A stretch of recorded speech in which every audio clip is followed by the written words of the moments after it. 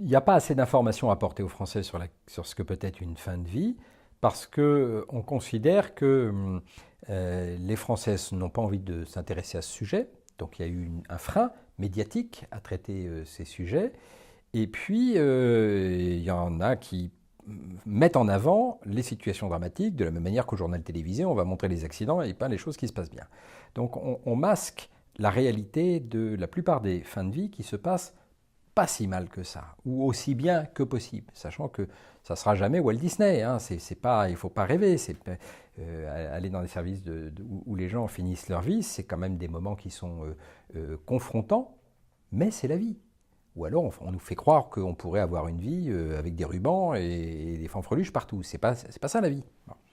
Donc il y a véritablement une image insuffisante à porter autour de la réalité de la fin de vie en France.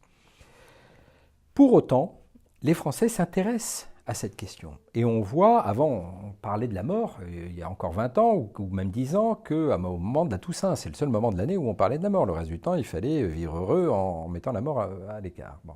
Aujourd'hui, c'est toute l'année qu'on traite ces sujets-là. Donc les Français sont concernés. Ils ont envie de savoir. Ils ont compris que les soins palliatifs faisaient partie de la politique de santé publique.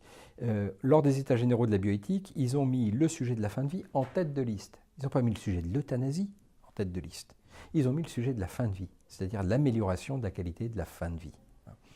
Donc voilà, comment aujourd'hui, c'est toujours difficile, mais permettre aux Français d'exercer un discernement.